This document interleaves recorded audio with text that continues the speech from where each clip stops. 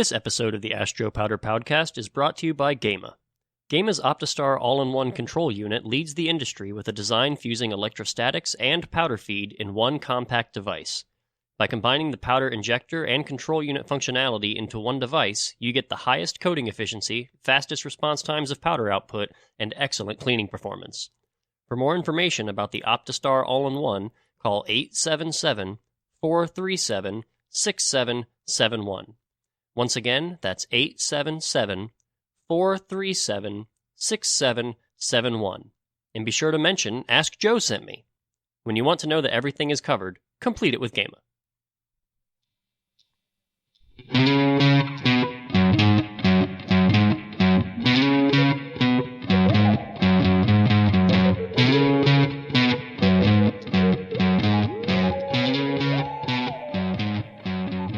Hello, all you powder coating fans, and welcome to our 9th episode of the Ask Joe Powder Powdcast.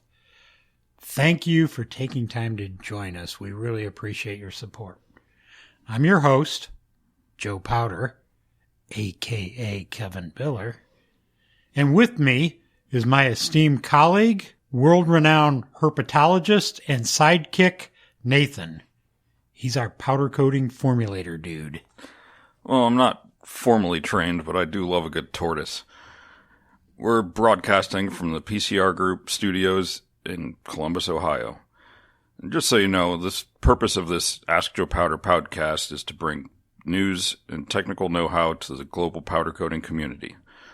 Let's get it rolling. But before we do, Shout out. I would like to give a shout out to Kevin Corson, the Powder Coating Institute's new executive director. Kevin replaces Trina Benson and comes from the equipment side of our industry. He was most recently with George Cook & Sons, which is a turnkey systems house, but he has had an illustrious career ranging from being a senior plant engineer at General Motors to a system house expert at first Eisenman Corporation and later KMI Systems. Kevin is one of the good guys in the powder coating world, and we are sure that under his leadership, the Institute will thrive. Kevin, we wish you the best in your role as Executive Director. Okay, so now it's time for some news in our Guess What segment. Guess what? Thanks for that, Nick. All right, the first one comes from Special Chem for Coatings. Axalta launched their Alesta BE Plus collection of industrial powder coatings in Mexico. The BE Plus doesn't generate emissions of VOCs and requires less time to cure. So it uses less energy, increases productivity, and lowers production costs for customers. They also claim that the BE Plus delivers superior corrosion protection on metal. Hey, newsflash fans, touting a powder coating having zero VOC emissions really is not that big a deal. Groundbreaking stuff, really. Yeah. Over 90% of the powder coatings that are commercial today do not have VOCs, and the other 10%, it's kind of debatable if they do or not. So, hey, way to go, Axalta. In other news, it's kind of in contrast to the last couple of stories that we've had about huge paint companies reporting not great financial results. But Jotun out of Norway actually seems to be weathering the storm pretty well. They, compared to last year, they're reporting sales growth of 1%. You know, it's better than nothing. But they're attributing that to strong sales in the ship maintenance market, where there's still plenty of activity internationally with shipping, and, you know, even though their protective coatings are on the same level as 2019 and the sales of decorative paints and powder coatings are down, it seems like the ship maintenance is kind of keeping them afloat. Pun intended. All right, and International Paint and Coatings magazine reports that ST Powder Coatings launches their H3 Horizon series of super durable powder coatings. They're offering 34 different colors, smooth, matte, glossy, wrinkled finishes, mainly designed for the architectural sector. And now, this just in, we've come across an article in the scientific journal Progress in Organic Coatings. It's authored by researchers in Western University out of Ontario, Canada, and also a collaborative effort with the School of Chemical Engineering and Technology at a Tianjin University in China. They report that they've come up with a new technique to bond metallic powder coatings. And basically what they're talking about here, folks, is they've developed a technique using microwave energy to bond the metallic particles to the powder coating. And as any scientific research would be conducted, they did all kinds of quantitative characterization tests. They looked at SEM, EDS, optical observations, size analysis, hash test. But what this brings to the industry is a new bonding technique for powder coatings. I think, this might be a good opportunity to kind of explain what bonding is as a process for people out there that aren't familiar with that terminology. Basically, when we make a metallic or a pearlescent powder coating, we could take the powder and add some sparkly or, the flake that has the appearance that we want. And you can kind of just shake them together or use a low intensity mix to combine it. Then once you start spraying it, it looks all right. And then the metallic particles have a tendency they behave differently than the powder does in an application system. So you can imagine that the electrostatics are going to behave a lot differently on aluminum than they are on the polymer-based powders. So you'll get inconsistent spray, you'll get spitting, you'll get all kinds of problems. So what we do is, as an industry, is called bonding, where you take the powder, you take the special effects, and you combine them in a more of a high-intensity mixing process. It kind of warms up the powder particles just enough to get the metallic to fuse onto them. And then what you end up with is a much more consistent end product that has the special effect distributed all throughout the powder. So this is kind of a cool, interesting, different way of looking at things. Maybe this microwave bonding will actually take off, and I guess we'll see. Okay. So what gets you mad this time around, Joe? What gets me mad? What gets me mad? Nothing. Nothing's getting me mad this week, so I think it's time to move on to our question and answer portion of our podcast. Do you have a question? Ask Joe Powder. Well, you can ask him. Ask Joe Powder. He has the answer. That'll advance your powder coating. It's the Ask Joe Powder Powdcast. I love that. Alrighty. This first question comes from Mick Bilney in Fortitude Valley, Queensland, Australia.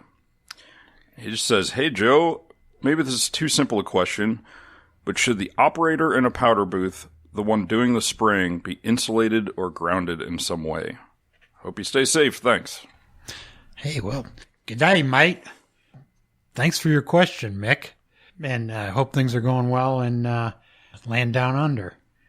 It's an interesting question, and obviously it has to do with powder application technology. And, I have a pretty good inkling what the answer should be.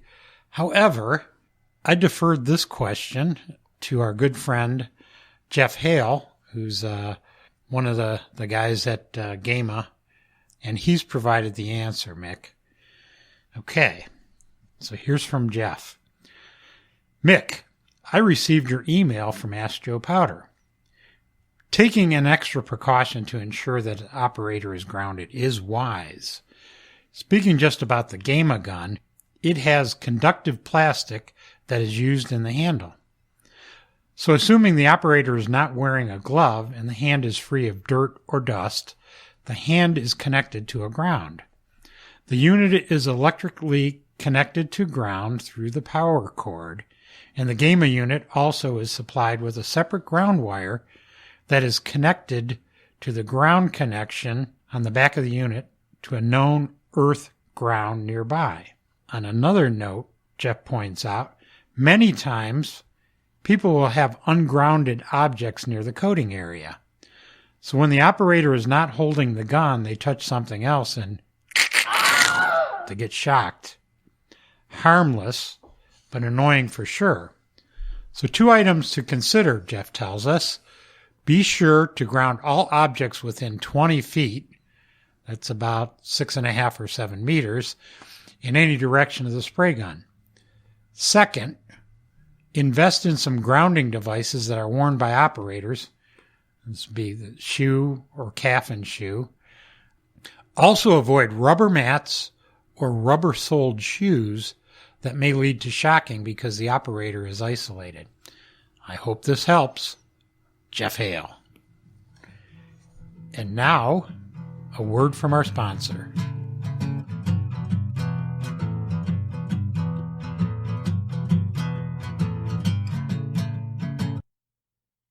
Are you looking for a solution to coat your most difficult products with no touch-up?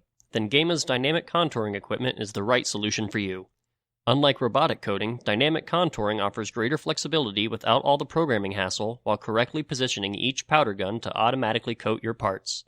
For more information, call 877-437-6771. Once again, that's 877-437-6771. And be sure to mention, Ask Joe sent me. When you want to know that everything is covered, complete it with Gama. The Powder Coating Research Group is a proud sponsor of the Ask Joe Powder Podcast.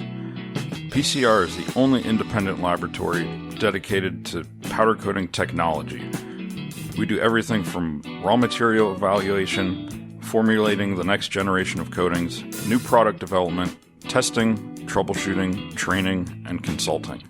To find out more, visit our website at powdercoatingresearch.com, or you can email Kevin Biller at kevinbiller@yahoo.com.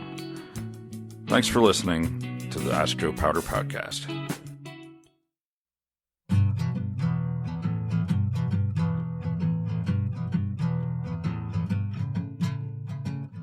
Okay, now back to your questions. Our next question comes from Greg in El Campo, Texas. He says, "Hey Joe, what causes a slick, glossy appearance in a black wrinkle powder? I've tried a few different manufacturers with similar results. Granted, I have different substrate thicknesses, but issues are not limited to the thicker materials in surrounding areas. It's a very time-consuming powder that unfortunately has to be used on certain product lines in order to match outsourced products. I've tried a few different primers to help with no avail. In your opinion, what do you think could be the prominent issue?" Hey, Greg, thanks for your question. From what you describe, this is undoubtedly a polyester-based wrinkle. The chemistry of this type of technology, the wrinkle surface is created by a carefully controlled chemical reaction between the polyester resin and a unique curing agent. Furthermore, this chemical reaction requires a very specific catalyst to make all this stuff happen. Okay, so since the wrinkle surface is driven by a chemical reaction, the curing conditions affect the degree of wrinkling. Hence, a severe undercure will cause the slick, glossy, or wet look appearance that you described. To test for severe undercure, you can use a simple solvent rub test. Acetone or MEK will do. If the coating is easily removed with 10 or 20 double rubs of solvent on a soaked shop rag, then the coating did not see enough heat or time and temperature at the recommended conditions.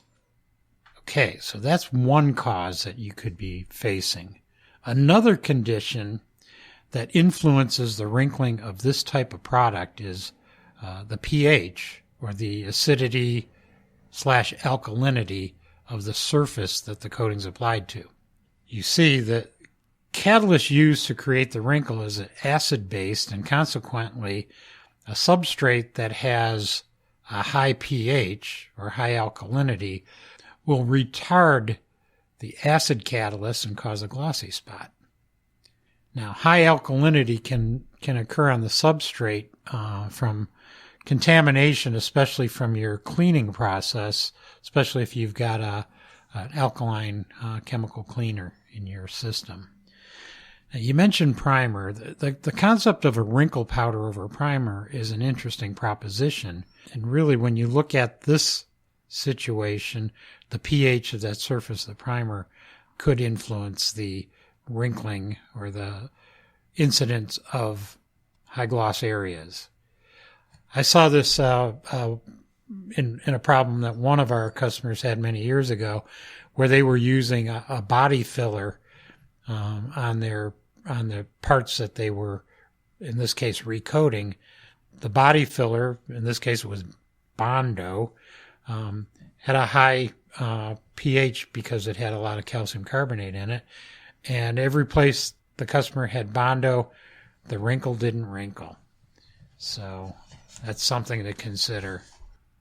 What I recommend is that you try your wrinkle powder over a number of different primers, and that may be 2 or 3, and look at the performance. The other thing to consider is just to avoid using a primer at all if you think that your customer will be able to get the performance that they need with a single coat of this wrinkle powder. Good luck, Greg, and let me know how things work out. Thanks, Joe.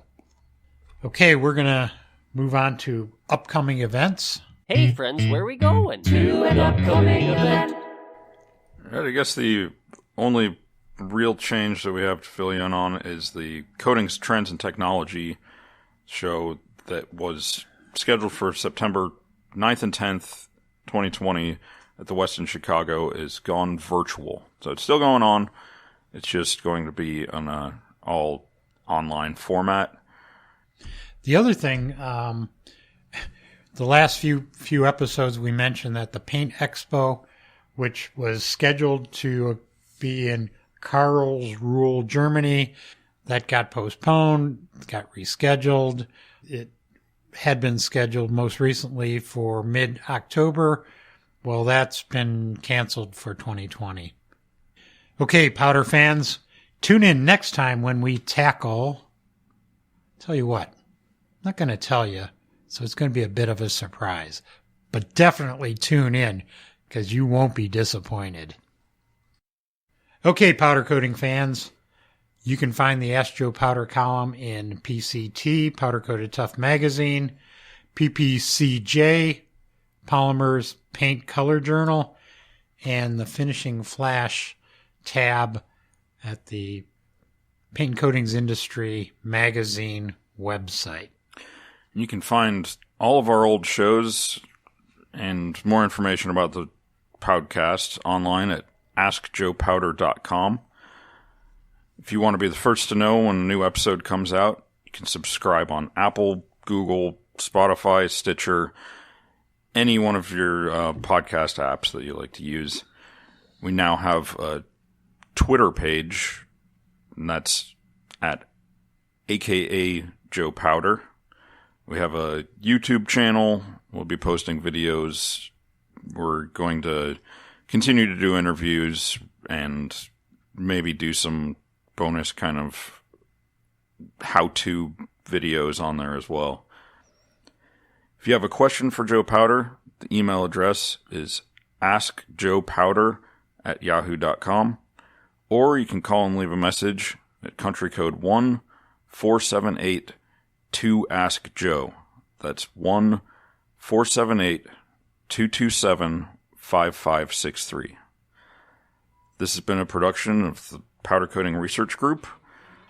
Original music, editing, hilarious sound effects are by Nick Page. Don't drive like my brother. And don't forget to keep your powder dry.